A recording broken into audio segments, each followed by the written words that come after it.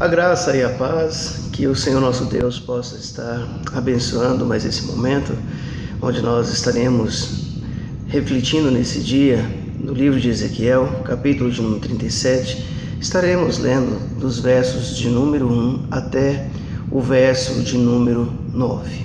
Então, vejamos, a Bíblia Sagrada diz assim: Então veio sobre mim a mão do Senhor, e ele me levou pelo Espírito do Senhor e me deixou no meio de um vale que estava cheio de ossos, e me fez andar ao redor deles. Eram muito numerosos na superfície do vale e estavam sequíssimos. Então me perguntou: Filho do homem, acaso poderão reviver esses ossos? Respondi: Senhor Deus, tu sabes. Disse-me ele: Profetiza a esses ossos e dize-lhes: ossos secos, ouvi a palavra do Senhor. Assim diz o Senhor Deus a estes ossos: Eis que farei entrar o Espírito em vós e vivereis. Porei tendões sobre vós e farei crescer carne sobre vós. Sobre vós estenderei a pele e porei em vós o Espírito e vivereis. E sabereis que eu sou o Senhor. Então profetizei segundo me for ordenado. Enquanto eu profetizava, houve um ruído, um barulho de ossos que batiam contra ossos e se ajuntavam cada osso ao seu osso.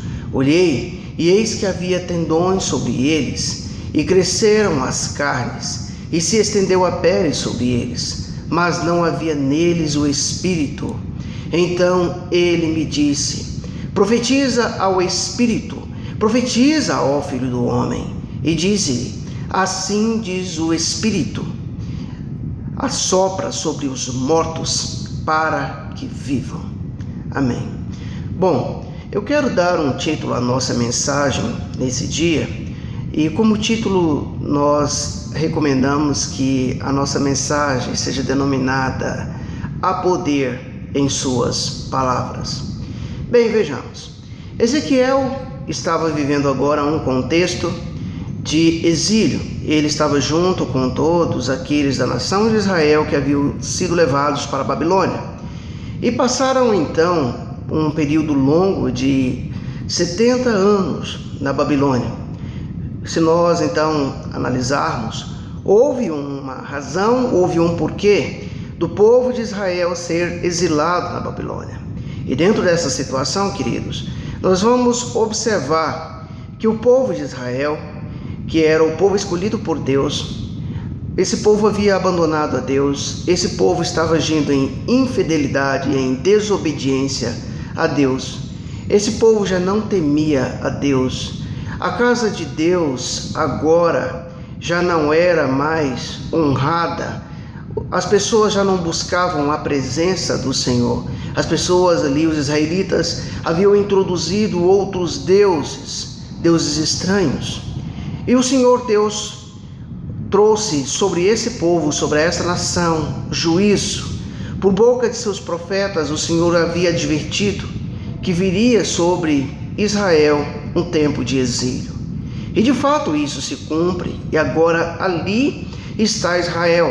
E Israel agora começa a sentir na pele o peso do seu pecado, o peso do seu erro e da sua falha. E passam-se então alguns anos, e agora aquela nação já não tem mais a alegria, já não tem mais a esperança. E começa então a partir desse momento, um momento de reflexão. Que tudo isso que eles estavam vivendo era consequência do pecado, consequência de ter abandonado a aliança com o seu Deus. Queridos, muitas vezes na vida, eu e você passamos por vales de ossos secos, por lugares de desesperança, e é nesses lugares onde Deus vai nos trabalhar, onde Deus vai tratar conosco, onde Deus vai estar trabalhando ali a nossa visão, a nossa consciência, a nossa postura. Então percebamos que ali tratava-se de uma visão. O Senhor Deus dá a Ezequiel essa visão de um vale que estava cheio de ossos secos. E perceba que é dado uma ênfase que aqueles ossos, eles estavam sequíssimos. Já não havia esperança, já não havia possibilidade de vida. E é ali o lugar onde Deus quer mostrar para Ezequiel o processo do trabalho de Deus. E ele começa então fazendo uma pergunta: filho do homem, acaso poderão reviver esses ossos? E eu gosto muito da resposta de Ezequiel, uma resposta onde existe sinceridade. Ele vai responder: Senhor Deus, tu o sabes. E sabe qual é a grande verdade? Na maioria das vezes, eu e você somos levados também aos nossos vales de desesperança, aos vales de ossos secos, ao lugar onde eu e você já pensamos que não há solução para a nossa causa, para o problema que estamos enfrentando, para a dificuldade que nós estamos enfrentando. E assim como Deus perguntou para Ezequiel, Deus pode perguntar para você se existe esperança, se existe alguma possibilidade. Provavelmente a sua resposta pode ser semelhante ou diferente da resposta de Ezequiel, mas partindo-se de um princípio em que você seja sincero: Senhor Deus, só o Senhor sabe se essa situação pode ser revertida. Então, percebamos, queridos, que a primeira coisa que Deus faz muitas vezes é nos levar a essa consciência, a esse pensar, quando Ele nos questiona, quando Ele vai nos perguntar. E Ele pergunta para Ezequiel, para que ele pudesse então ouvir da boca de Ezequiel o que Ezequiel diria. E provavelmente vão existir momentos em que Deus quer ouvir da sua boca: o que você acha? Qual a saída que você pode afirmar em meio ao seu vale de desesperança? E aí Deus começa então a colocar Ezequiel para agir. Ele vai dizer: Ezequiel, profetiza sobre estes ossos. E vai dizer para esses ossos: Ezequiel, ossos, ouvi a palavra do Senhor. Queridos, muitas vezes é a primeira coisa que Deus quer que nós estejamos fazendo, é profetizar, e profetizar é sair algo das nossas bocas, algo que vai mudar a situação, mudar para melhor. E Ezequiel então ele vai demonstrar obediência.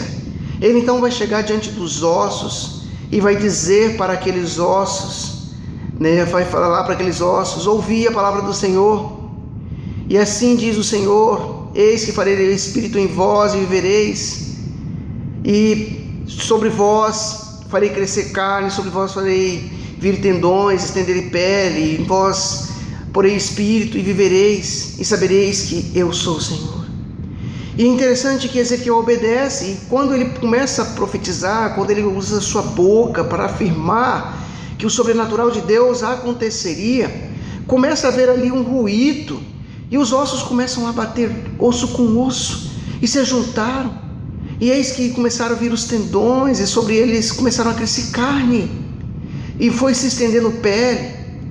E naquele momento então, esse processo começa a se desenvolver, mas ainda faltava algo, faltava espírito.